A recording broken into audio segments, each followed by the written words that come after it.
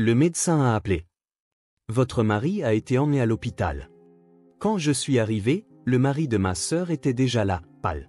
Le médecin nous a emmenés dans une salle privée. Vous ne devriez pas les voir maintenant. Que s'est-il passé? Nous avons demandé. Le médecin s'est raclé la gorge. Ils ont tous les deux besoin d'une opération. Quand nous avons entendu la raison, nous étions sans voix. Avant de commencer l'histoire, n'oubliez pas de laisser un like et de vous abonner à la chaîne pour voir plus d'histoires comme celle-ci. C'était l'automne à Cedarville, une petite ville du Midwest, une saison où les feuilles d'érable dorées dansaient silencieusement dans les airs. Dans une modeste maison d'une rue résidentielle, à un pâté de maisons de la rue principale, Rachel Hartwell regardait par la fenêtre tout en préparant le dîner. Pour elle, qui avait grandi dans cette ville, ce paysage immuable était une source de réconfort. En tant qu'institutrice en CE2, ses journées commençaient toujours par les rires des enfants et se terminaient par un moment tranquille en famille.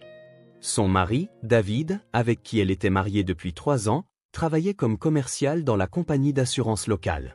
Il était d'un naturel doux et jouissait de la confiance des gens de la communauté, ce qui faisait de lui le compagnon idéal pour Rachel. Bienvenue à la maison, chérie.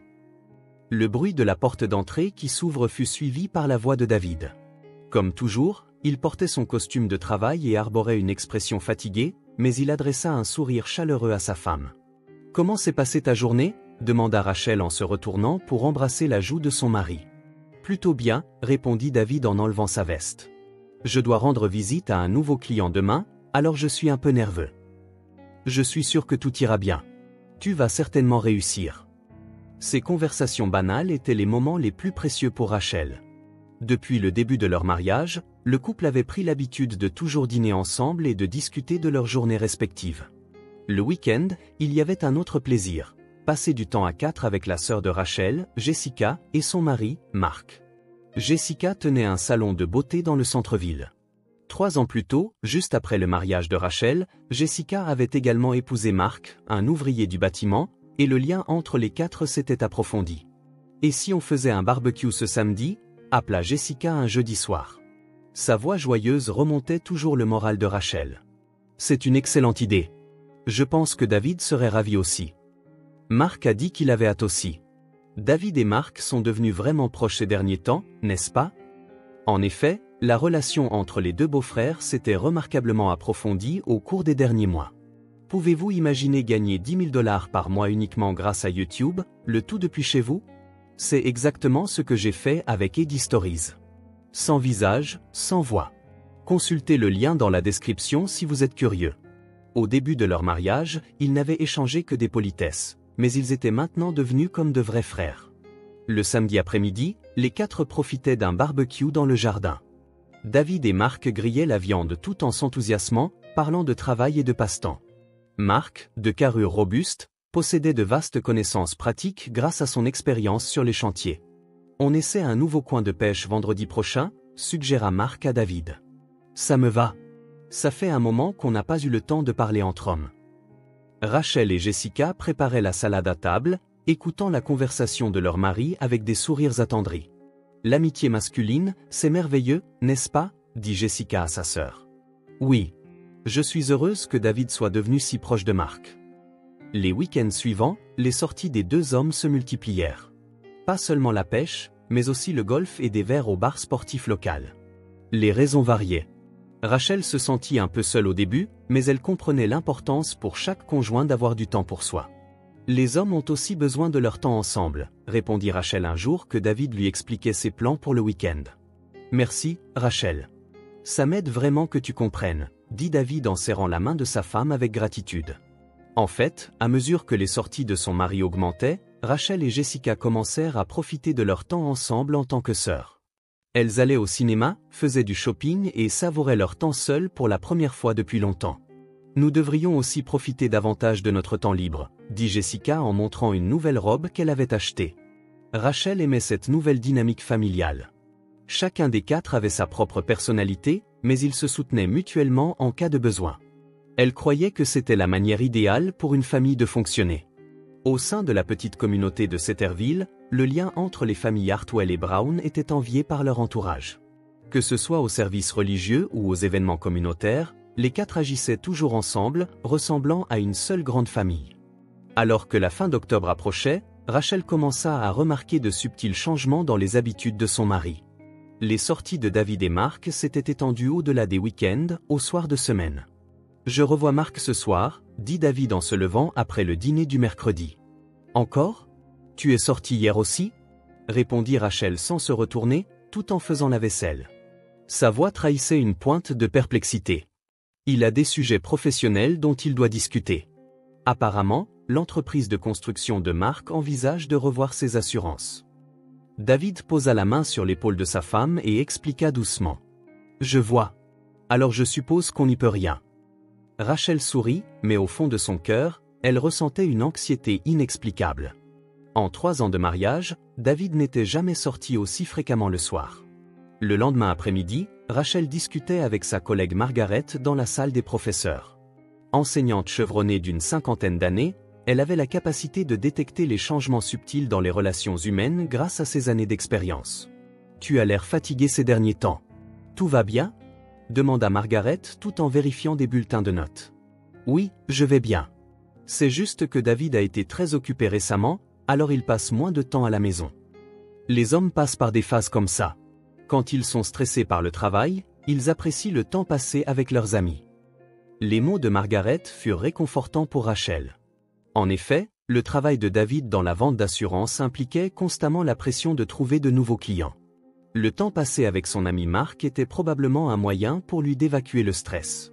Le week-end, Rachel et Jessica firent leur virée shopping habituelle. Dans le petit centre commercial de la ville, tout en regardant les vêtements, elles se mirent à parler de leur mari. « Mark sort beaucoup avec David ces derniers temps aussi », dit Rachel en ouvrant le rideau de la cabine d'essayage. L'amitié masculine est vraiment merveilleuse. Quand Mark rentre à la maison, il est toujours tout excité en parlant de David, applaudit Jessica en regardant la robe bleue que Rachel essayait. De quoi parle-t-il ? De travail et de vieux souvenirs.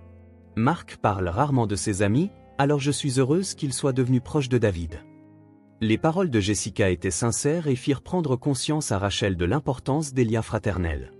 Rachel se convainquit que son anxiété n'était que le fruit de son imagination. Cependant, cette conviction allait être légèrement ébranlée quelques jours plus tard. Le jeudi soir, après que David fut sorti avec Mark, Rachel remarqua que les clés de voiture de son mari étaient restées sur le comptoir de la cuisine.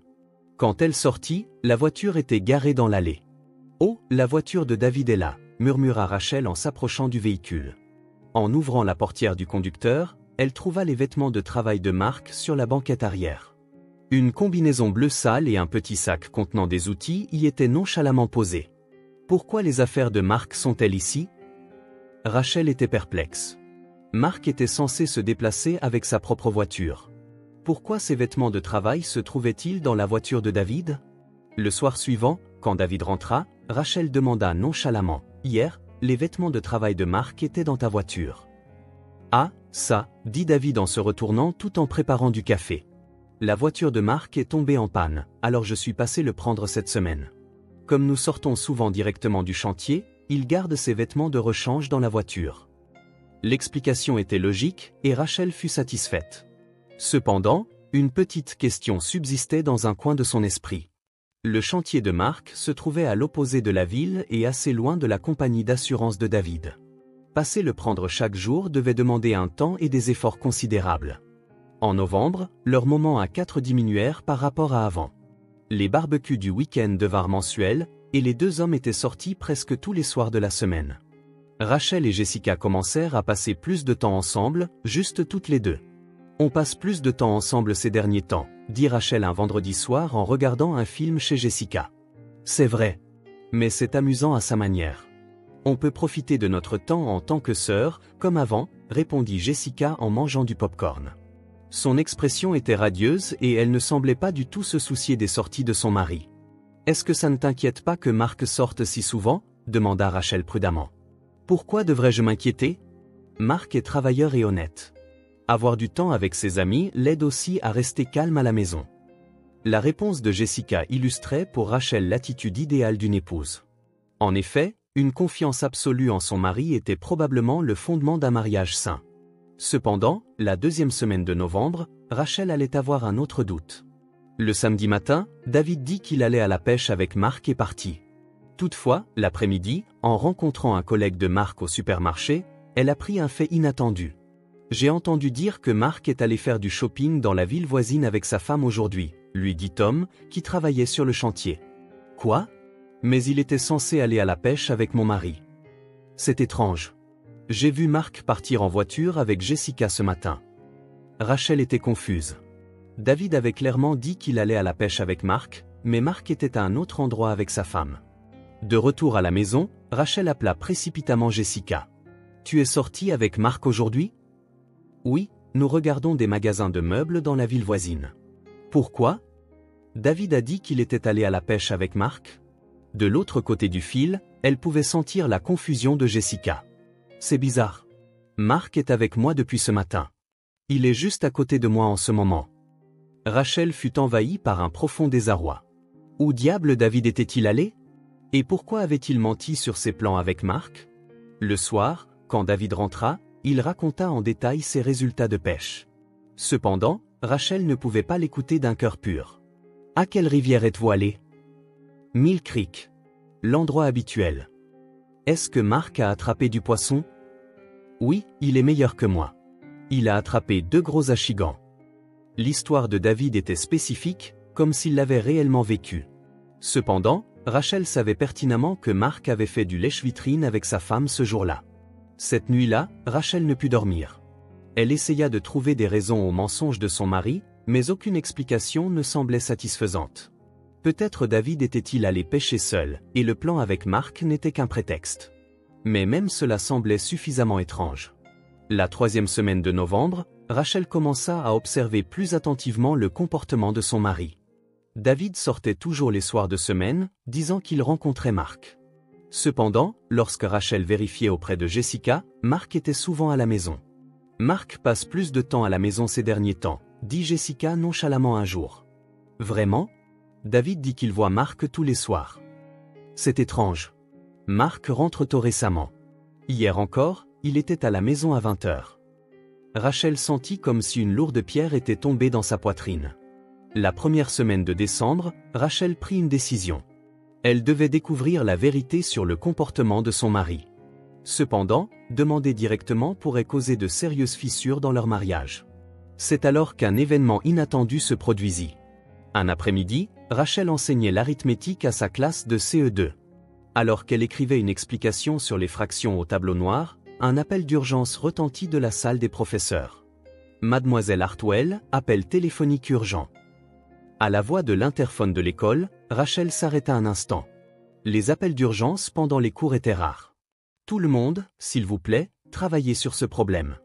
Je reviens tout de suite. Après avoir dit cela aux enfants, Rachel se précipita vers la salle des professeurs.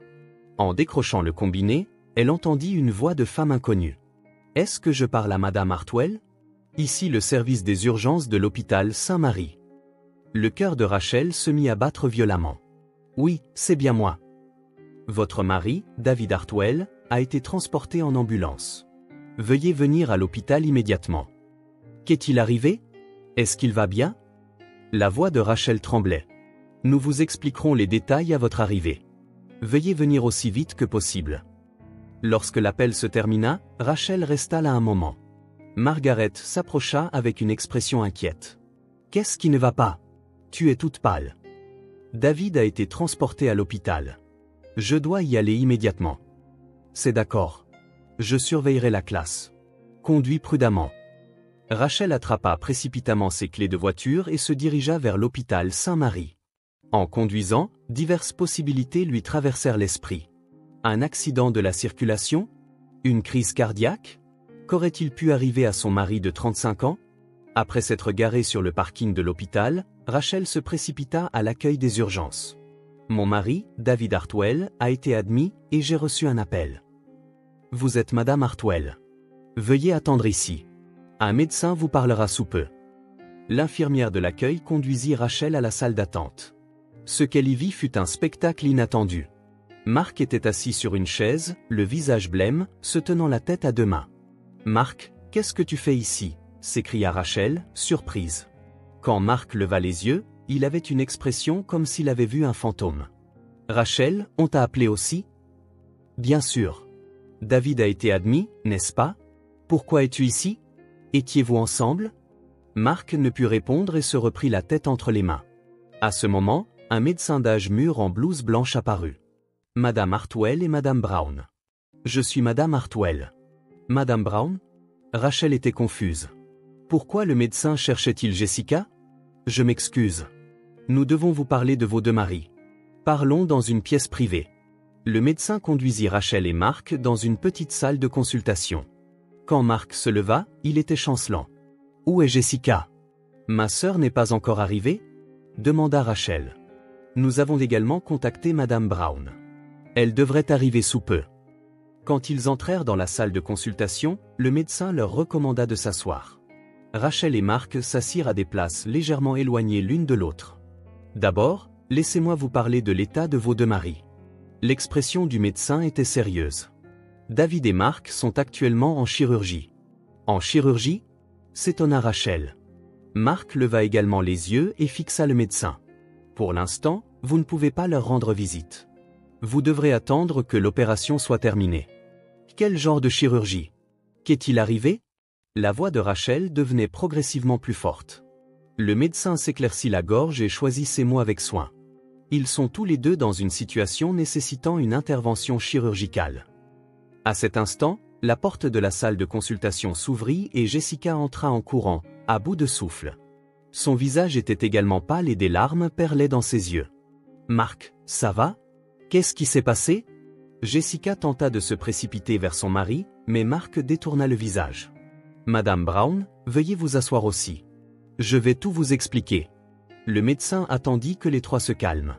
Vos maris étaient ensemble lorsqu'ils se sont retrouvés dans une situation médicalement rare. Ensemble? S'exclamèrent Rachel et Jessica en même temps. Oui, ils l'étaient. C'est-à-dire que... Le médecin hésitait. Docteur, s'il vous plaît, dites-nous clairement ce qui s'est passé, exigea Jessica d'un ton ferme. Le médecin prit une profonde inspiration et sembla avoir pris sa décision. Vos maris se sont retrouvés dans une situation médicale appelée pénis captivus. C'est un phénomène rare qui se produit lors d'une activité sexuelle entre hommes. Un lourd silence emplit la salle de consultation. Il fallut plusieurs secondes à Rachel pour comprendre les mots du médecin. Jessica se leva de sa chaise et s'appuya contre le mur. Ça veut dire, en d'autres termes. La voix de Rachel tremblait. Vos maris avaient une relation sexuelle. Et pendant ce temps, un accident médical nécessitant une intervention chirurgicale d'urgence s'est produit. Marc s'enfonça profondément dans son fauteuil et se couvrit le visage des deux mains. C'est un mensonge, dit Jessica d'une voix qui semblait sortir avec difficulté. Ce n'est pas possible. Marc? David? Rachel se sentit comme si elle avait été soudainement jetée dans de l'eau glacée. Les événements des derniers mois défilèrent dans son esprit avec une signification entièrement nouvelle. Les sorties fréquentes, les vêtements de travail de Marc dans la voiture, les témoignages contradictoires, tout menait à une terrible vérité. Combien de temps durera l'opération? Demanda Rachel mécaniquement. Elle est prévue pour plusieurs heures. Heureusement, leurs vies ne sont pas en danger. Cependant, un soutien psychologique sera nécessaire. Un soutien psychologique? Jessica se retourna. Ce genre de situation est très difficile pour les familles. Nous pouvons également vous orienter vers un conseiller. Rachel se leva. Ses pieds étaient instables et elle posa la main sur le mur pour se soutenir. J'ai besoin de prendre l'air. Rachel. Jessica appela le nom de sa sœur, mais Rachel quitta la pièce sans se retourner. En marchant dans le couloir de l'hôpital, Rachel repensa aux 3 dernières années de sa vie conjugale. La gentillesse de David, sa prévenance, tout cela était-il faux? Le mari qu'elle aimait n'avait-il jamais réellement existé? Quand elle sortit de l'hôpital, le vent froid de décembre lui frappa les joues. Rachel prit une profonde inspiration. Le ciel était couvert de nuages gris et il commençait à neiger. Son téléphone portable sonna. C'était un appel de l'école. Allô, Rachel. Ça va? Comment va ton mari? La voix inquiète de Margaret se fit entendre. Il est encore en chirurgie. J'expliquerai les détails plus tard. Je vois. Si tu as besoin de quoi que ce soit, n'hésite pas à appeler. Tout le monde s'inquiète pour toi. Après avoir raccroché, Rachel retourna à l'hôpital. Dans la salle de consultation, Jessica pleurait et Marc se couvrait toujours le visage. Nous vous tiendrons régulièrement informés de l'avancement de l'opération. Après que le médecin eut dit cela et quitté la pièce, les trois restèrent dans un lourd silence. L'opération dura 4 heures. Pendant ce temps, les 3 personnes dans la salle de consultation ne parlèrent presque pas. Jessica sanglotait de temps en temps. Marc resta immobile, la tête dans les mains, et Rachel continua de fixer le paysage enneigé par la fenêtre. Après 21 heures, le chirurgien, le docteur Henderson, apparut avec une expression fatiguée. L'opération a été un succès. Leurs jours ne sont pas en danger. Rachel soupira de soulagement, mais en même temps, des émotions complexes tourbillonnaient dans sa poitrine. Devait-elle être heureuse que son mari soit sauf? Ou devait-elle ressentir de la colère d'avoir été trahie? Elle ne savait pas. Quand pourrons-nous leur rendre visite? Demanda Jessica d'une voix larmoyante. Demain après-midi. Ils devraient être conscients et lucides, et les visites seront possibles. Cependant, il y aura aussi un choc psychologique. Alors, s'il vous plaît, faites court. Le médecin continua, ce genre de situation est médicalement rare, mais elle devient une expérience très difficile pour tous les membres de la famille. L'hôpital dispose également de conseillers spécialisés, alors n'hésitez pas à les consulter si nécessaire. Les 3 quittèrent l'hôpital. En se séparant sur le parking, aucun d'eux ne savait quoi dire. Demain, revenons, parvint à dire Rachel. Oui, répondit Jessica en essuyant ses larmes. Marc ne dit pas un mot et monta dans la voiture de sa femme. Le lendemain après-midi, Rachel se rendit seule à l'hôpital. Elle avait décidé de faire sa visite séparément de Jessica. Elle n'était pas mentalement prête à affronter leur mari dans la même pièce. David était allongé dans un lit d'une chambre privée. Son visage était pâle et 4 tubes étaient connectés à son bras. Quand Rachel entra, il détourna le regard. « Rachel ?» La voix de David était faible. « Pourquoi ?» demanda Rachel doucement en s'asseyant sur une chaise. « Quand est-ce que ça a commencé ? Avant ou après notre mariage ? » Environ 1 an après notre mariage, répondit David en regardant le plafond. Au début, c'était juste de l'amitié. Mais petit à petit, tu ne m'aimais pas ? Ce n'est pas vrai. Je t'aime. Je t'aime toujours. David tourna enfin son visage vers elle. Ses yeux étaient remplis de larmes. Mais Marc, aussi. Tu l'aimes aussi. La voix de Rachel ne contenait pas de colère, mais une profonde tristesse. Je n'avais pas l'intention de te faire du mal, mais je ne pouvais pas réprimer mes sentiments. Pendant 3 ans, j'ai été trompée. Je ne te trompais pas. Mon mariage avec toi était réel. Mais cela seul ne suffisait pas. Rachel se leva. Je ne peux rien décider pour le moment. J'ai besoin de temps. Rachel, attends. Je retourne chez mes parents pour quelque temps. Je vais consulter un avocat. Rachel quitta la pièce sans se retourner. Dans le couloir, elle croisa Jessica. Les yeux de sa sœur étaient gonflés, montrant qu'elle avait pleuré toute la nuit. « Prends soin de toi », murmura doucement Jessica. « Toi aussi. » Les sœurs n'échangèrent que quelques mots brefs et prirent des chemins séparés. Une semaine plus tard, David et Marc sortirent de l'hôpital. Cependant, ce qui les attendait était encore plus difficile. Dans la petite ville, les rumeurs se répandirent instantanément. Rachel était retournée chez ses parents, mais à l'école, elle était exposée aux regards compatissants de ses collègues. Les enfants ne connaissaient pas la situation, mais ils percevaient avec sensibilité les changements d'attitude des adultes. « Comment te sens-tu aujourd'hui » lança Margaret dans la salle des professeurs. « Je n'arrive toujours pas à me décider, mais j'essaie d'accepter progressivement la réalité. » Prends ton temps. Il n'y a pas besoin de se presser. Cet après-midi-là, Rachel eut une visite inattendue. David et Marc étaient venus ensemble chez ses parents. « Laisse-nous parler » demanda David à la porte d'entrée. « Jessica n'est pas avec vous ?» Elle ne peut toujours pas me parler. Rachel fit entrer les 2 hommes dans le salon. Ses parents étaient sortis et elle était seule dans la maison. « D'abord, laisse-nous nous excuser » commença Marc. « Nous vous avons toutes les 2 profondément blessées. C'est un fait. Mais nos sentiments étaient aussi réels. Nos mariages avec vous n'étaient pas faux, continua David. C'est juste que nous avions une autre facette de nous-mêmes. Est-ce que cela sert de justification ? La voix de Rachel était calme. Ne nous trompiez-vous pas et ne nous utilisiez-vous pas pour votre propre convenance ? Ce n'est pas vrai, nia vivement Marc. Nous souffrions aussi. Nous ne savions pas comment gérer ces sentiments. Pourquoi ne nous l'avez-vous pas dit honnêtement ? Il y avait aussi le choix de divorcer et d'être libres l'un de l'autre, n'est-ce pas ? Nous ne voulions pas vous perdre, répondit David. Pour nous, notre relation avec vous était aussi importante, mais nous ne pouvions pas arrêter nos sentiments l'un pour l'autre. Rachel soupira profondément. Je ne peux plus vous croire. Quoi que vous disiez, le fait que j'ai été trompée pendant 3 ans ne change rien. Rachel, partez, s'il vous plaît. Rachel se leva. J'ai déjà décidé. Je vais divorcer. Attendez des nouvelles de mon avocat. David et Mark ne purent rien répondre et quittèrent la maison. Ce soir-là, Jessica appela. J'ai décidé de divorcer aussi. La voix de sa sœur était épuisée. Tu as parlé à Mark ce soir?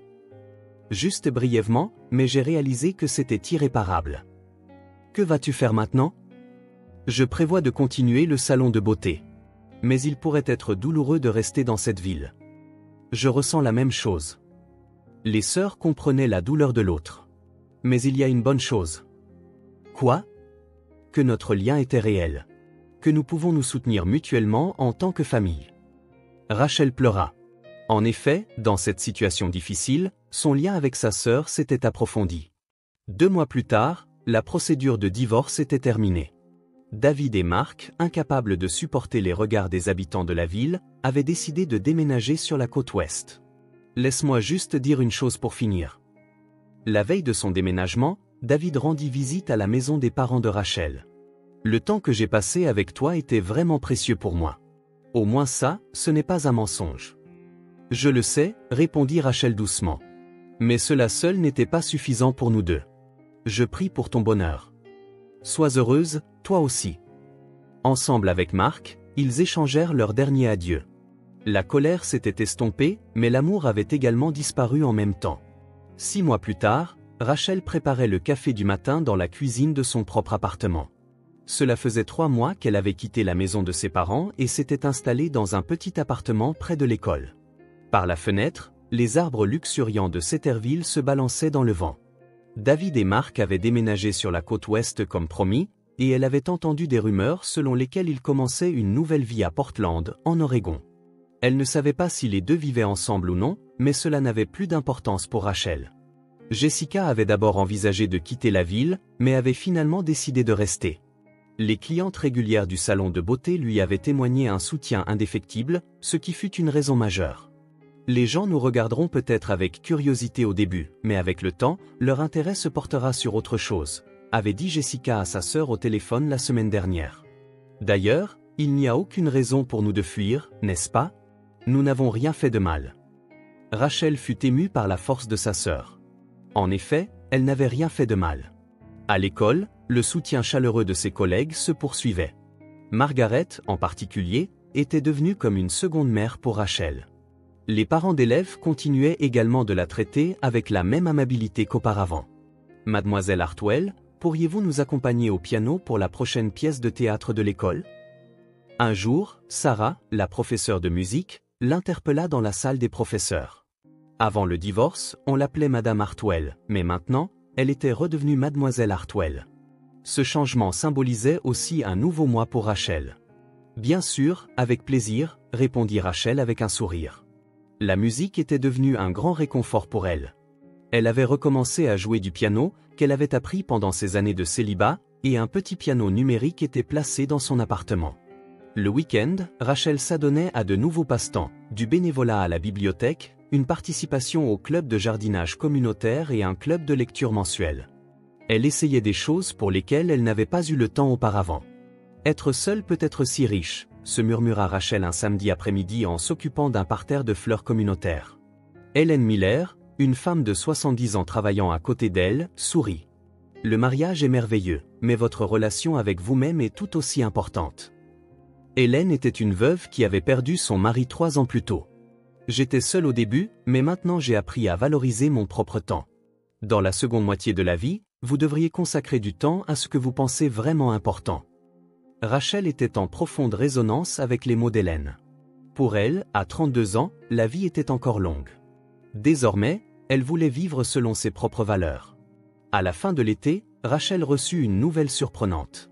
Lisa, une amie d'université devenue directrice d'école primaire à Chicago, appela « Rachel, un poste d'enseignante formidable s'est libéré dans notre école. Serais-tu intéressée? À Chicago? Oui, le salaire est bon et tu gagnerais de l'expérience en milieu urbain. Je pense que ce serait parfait pour un nouveau départ. Rachel y réfléchit pendant une semaine. Quitter Setterville signifierait perdre beaucoup de choses. Cependant, cela pourrait aussi ouvrir de nouvelles possibilités.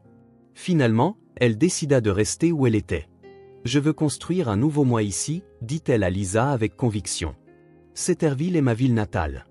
C'est parce que j'ai surmonté des difficultés, ici, que j'ai pu trouver une vraie force. » Alors que l'automne s'installait, Rachel proposa un nouveau programme à l'école. C'était un groupe de soutien pour les enfants confrontés au divorce et aux problèmes familiaux. « Ma propre expérience pourrait être utile aux enfants », expliqua-t-elle au directeur, qui approuva immédiatement. Lors de la première séance, Rachel fit face à 8 enfants. Des enfants d'âge variés, chacun portant ses propres difficultés familiales. Le monde des adultes est complexe et parfois, des choses incompréhensibles se produisent. « Mais ce n'est pas de votre faute », dit Rachel doucement. « Ce qui est important, c'est de vous valoriser et de maintenir des liens avec des personnes en qui vous pouvez avoir confiance. » En voyant les yeux des enfants s'illuminer, Rachel sentit qu'elle avait trouvé sa nouvelle mission. Ce soir-là, elle eut une longue conversation téléphonique avec Jessica pour la première fois depuis longtemps. « Ma sœur, ta voix est devenue tellement plus lumineuse. »« Vraiment ? Je le sens aussi. J'ai l'impression d'être devenue plus moi-même qu'avant. Une famille qui n'est pas liée par le sang, comme tu l'as dit. Tes collègues de l'école, tes élèves, les gens de la communauté. Tout le monde te soutient. » Rachel regarda par la fenêtre. La vue nocturne de Setterville s'étendait tranquillement devant elle. Dans cette petite ville, elle avait trouvé une vraie famille. Elle n'était pas basée sur des liens de sang ou de mariage, mais sur des liens avec des gens qui choisissaient de se respecter et de se soutenir mutuellement. Une nouvelle vie ne faisait que commencer.